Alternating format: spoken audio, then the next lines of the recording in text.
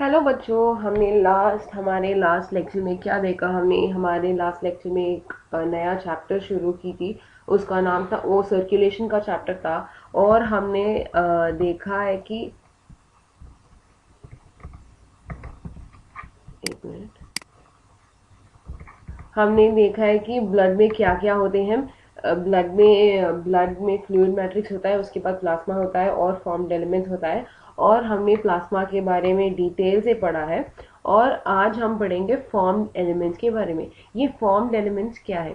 Erythrocytes, leukocytes, and platelets are collectively called as formed elements, and they constitute nearly 45% of the blood.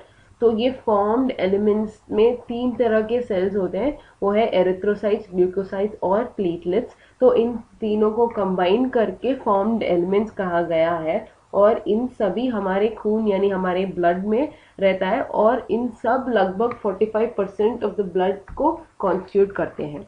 तो हम पहले देखेंगे erythrocytes यानी red blood cells के बारे में। तो आपको ये ध्यान रखना है कि रेड ब्लड सेल्स हम आम भाषा में यूज करते हैं, आरबीसी बोलते हैं। परंतु ये एरिथ्रोसाइट साइंटिफिक टर्म है, और एग्जाम में लिखते समय हमें एरिथ्रोसाइट्स ही लिखना है। तो एरिथ्रोसाइट्स के कैरेक्टरिस्टिक्स यानी उनके पॉइंट्स होंगे।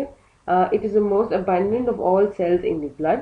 They are formed in the red bone marrow in adults, and they don't have nucleus, that is devoid of nucleus, in most mammals, and are biconcave in shape.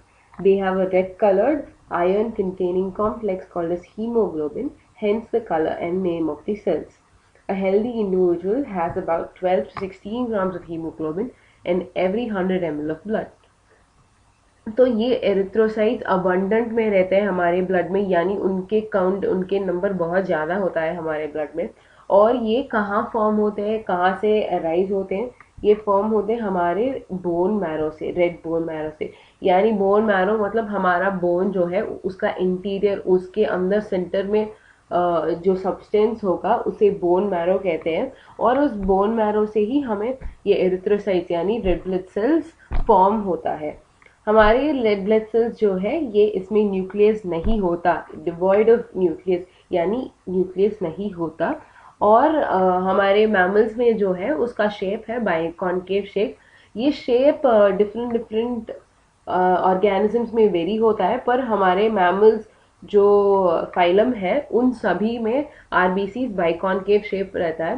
बाइकॉन्केव मतलब आपको पता होगा कि ये कॉन्केव मतलब अंदर जाना जो शेप है। तो आपको पता होगा, आप अपने फिजिक्स में पढ़ा होगा। और ये आरबीसी जो सेल है उसमें एक रेड पिगमेंट होता है। और ये रेड पिगमेंट के अंदर आयरन यानी Fe भी और आयरन कॉम्प्लेक्स भी होता है। उस प्रोटीन जो है उसको हीमोग्लोबिन कहा है। तो ये प्रोटीन जो हीमोग्लोबिन है, ये ही सेल को रेड कलर देता है। और इस हीमोग्लोबिन में ही आयरन कंटेंट है, तो इसका नाम हीमोग्लोबिन से लिया हुआ है।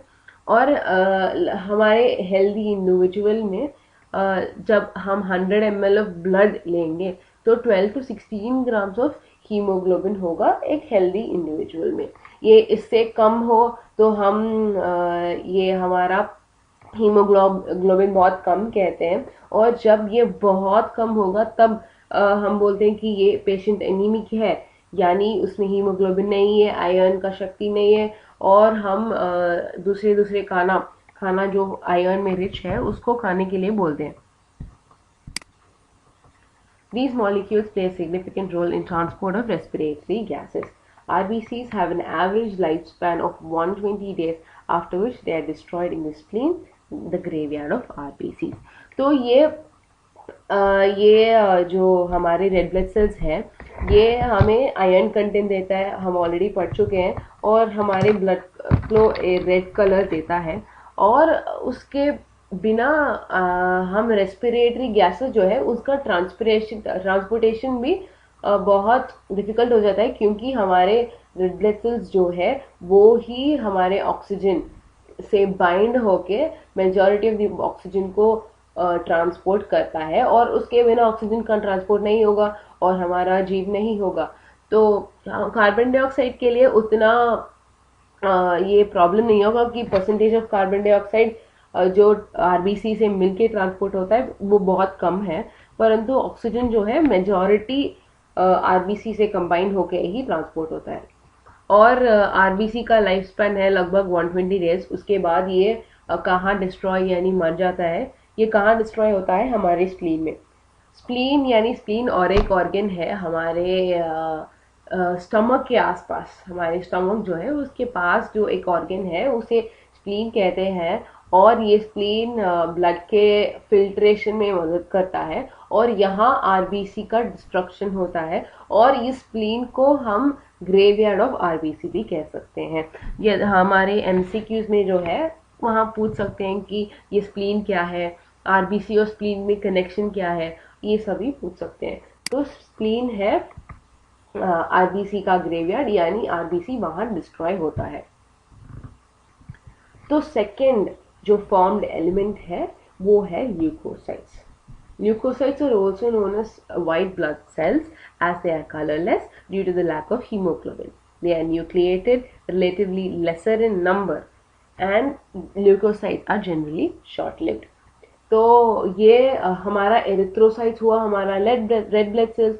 अभी ल्यूकोसाइट्स जो है उसे व्हाइट ब्लड सेल्स कहते हैं आम भाषा में, और ये व्हाइट ब्लड सेल्स का टर्म बहुत यूज करते हैं और ऑलरेडी आपने सुना होगा। तो ये कलरलेस क्यों है? क्योंकि इसमें हीमोग्लोबिन नहीं है। ये हीमोग्लोबिन प्रोटीन जो है ये ही पिगमेंटेशन देता है, परंतु ल्यूकोसाइट्स में हीमोग्लोबिन नहीं है और ये कलरलेस होगा।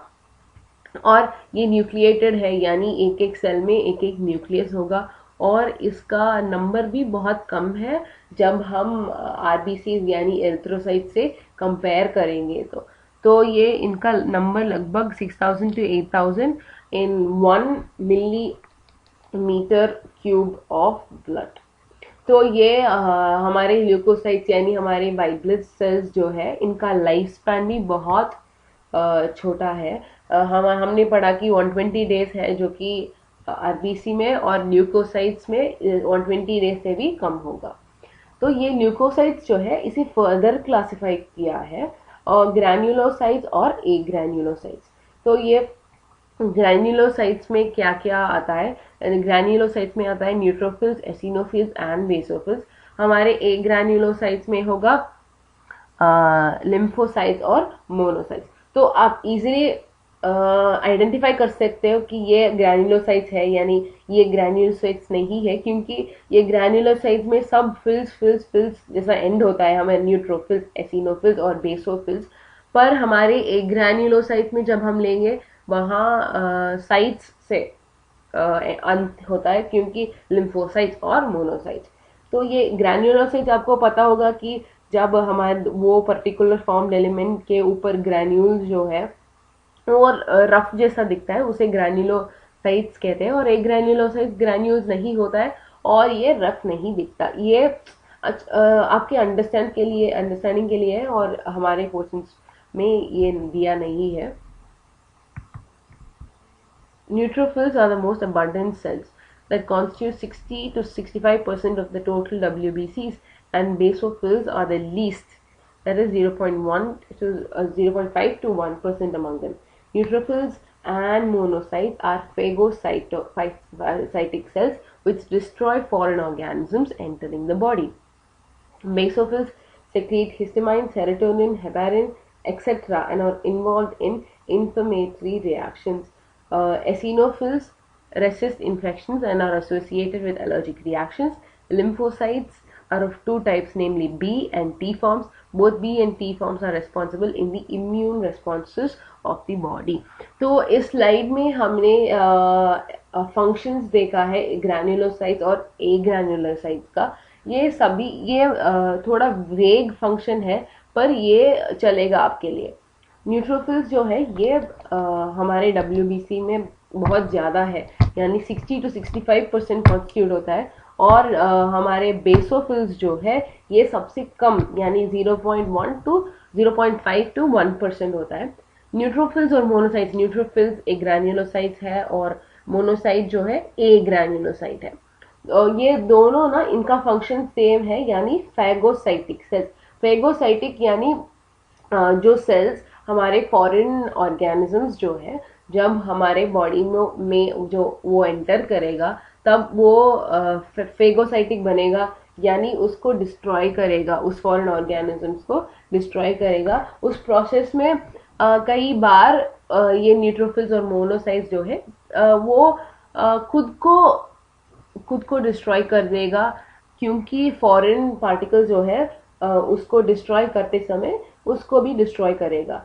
तो ये न्यूट्रोफिल्स और मोनोसाइट्स जो है, इसका फंक्शन है फेगोसाइटिक नेचर, यानी फॉरेन ऑर्गेनिजम्स जो हमारे बॉडी में एंटर होता है उसको डिस्ट्रॉय करता है।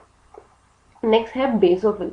ये बेसोफिल सिक्रीट करता है डिफरेंट डिफरेंट केमिकल्स को, example histamine, serotonin and heparin, जो इन्फ्लेमेटरी रिएक्शंस में हेल्प करता है। इन्फ्लेमेशन मतलब हम जब गिरते हैं तब हमारा चोट लगता है, हमारा स्किन बड़ा होता है ना। इन्फ्लेमेशन मतलब एक्सपैंड होना, इन्फ्लेट होना।